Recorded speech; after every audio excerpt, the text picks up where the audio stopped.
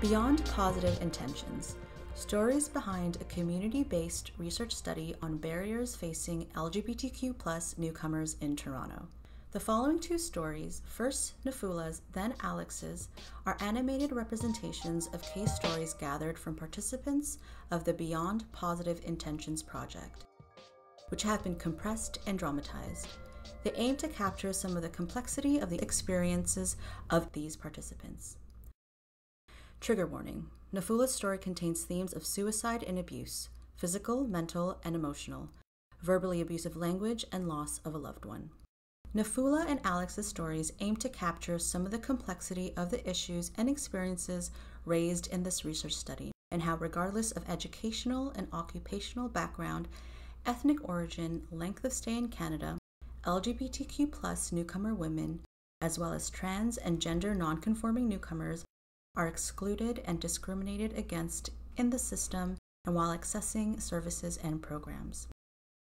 Her story in particular touched on system-level issues surrounding economic deprivation, insecurity, insufficient and inadequate shelter services, injustice in the refugee claim process, and service-level issues around service provider apathy, neglect, and interpersonal discrimination.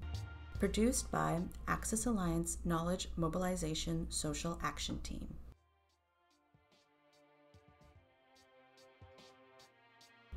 This is where you grew up, your family's farm in a small community in Kenya, East Africa. Ever since you can remember, you have lived in endless fear. You fear being found out as a lesbian. You know that many in your family, your church, and your community would not tolerate it. You feel entirely alone. You fear if you come out, you will face harassment, isolation, and even torture. You and your siblings are raised by a single mother. Your mother is strong and strict.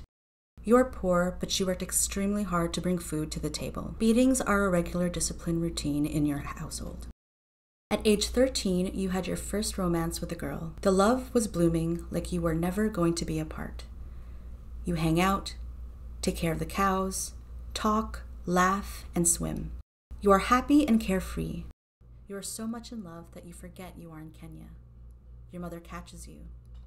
Her anger and beating were so severe that you thought she would have killed you. She forces you to promise to never see your girlfriend again. The villagers treat you and your girlfriend like evil diseases. She could not take it anymore and committed suicide. With an open wound, you decide you must leave.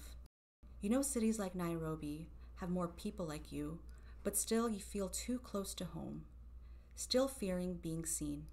You know you must go further. You arrive in Canada as a refugee. You are met with a warm, supportive LGBTQ+ community. For the first time, you can finally tell people that you're a lesbian without fearing an explosion. You are full of hope, even though it takes a lot to settle into a new environment. You have no money, no status, and no formal education. You struggle to make ends meet. Finding an affordable place to live is so hard that you have to stay in shelters. As a Black lesbian, you are often misgendered. Some people are uncomfortable around you, but you're hopeful that you will live a normal life and be treated with love and respect once you become a Canadian. You are hopeful until one day you get to see your government-assigned caseworker. He questions your motive to come to Canada hard and cold. When he goes to photocopying your documents, you overhear him saying to a coworker, I don't get why Trudeau imported these stupid dykes in. If they're letting in bogus refugees, they'd better get someone who can pay taxes. You are devastated. The feelings of rejection, discrimination, and violence wash over you. You are thrown back to the painful memory. The ruthless beatings by your mother, the bullying of the boys at school, grieving the loss of your first love. You feel dehumanized again, but you dare not say a thing. You stay silent for months, fearing the repercussion of having a conflict with a government employee. Thankfully, you have found a really good community in Toronto and a lot of friends. You feel you finally found a place where you belong. Life is still going to be hard, but with friends and community, it will get better. Alex's story. You go by the name Alex. That's not your real name. Your parents give you a feminine name which symbolizes the best virtue of a girl in the Chinese culture. You never liked that name because you knew that's not you. Your parents were disappointed how you turned out to be not like a real girl. People aren't okay with it. You got bullied, called names, and pressured to date boys. You'd always dreamed to be in a place where you can be you and find love. The dream brought you to Canada. You expected that Canada would have lots of services for queer women, that the local LGBTQ community would welcome you with open arms. You thought your dream finally came true.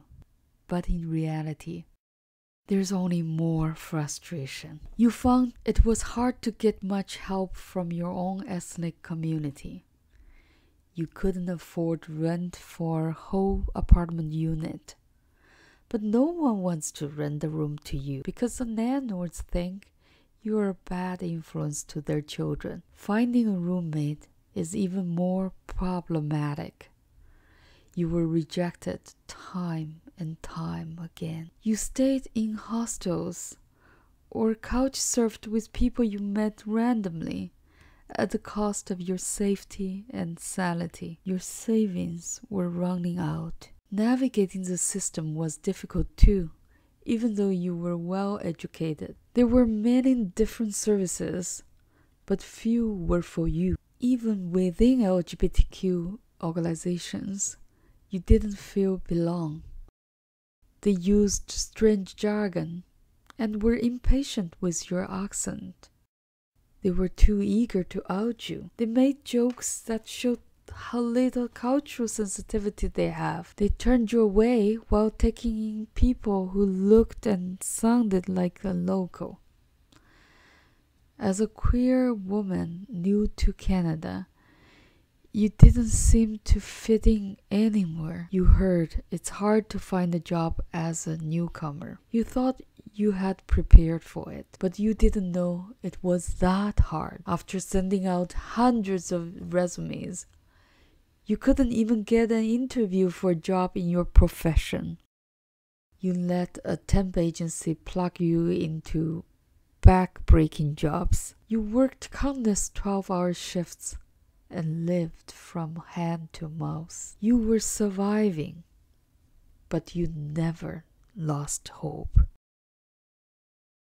After struggling for 2 years, you finally landed a stable job. You found your community and your love. People asked you whether you ever regretted coming to Canada. You said, "Hell no. Here I can live with my love as a family. And we don't have to pretend we were just friends." You added, "I just wish I could have found a safe and welcoming community more quickly when I was new here."